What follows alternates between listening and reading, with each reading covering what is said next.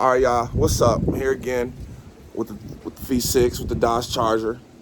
All right, so check this out, man. We got all the spark plugs and all of that good stuff in. I had to change 3 coil packs, and we still got a rough idle. Y'all gotta excuse me. It's early in the morning.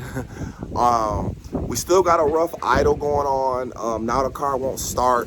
I'm thinking it got something to do with the coil packs. I might have got the wrong coil packs. I'm not for sure. I tried to go cheat and went to Google and Walmart.com. So what I got going on now is the tow truck is on its way. I'm gonna go ahead and take it up to Benny Boyd's.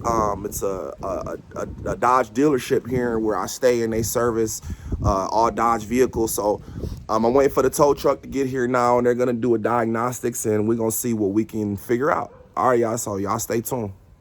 All right, you guys. She's on her way to get towed to Benny Boyd's, and then I should have a diagnostics by the end of the day here.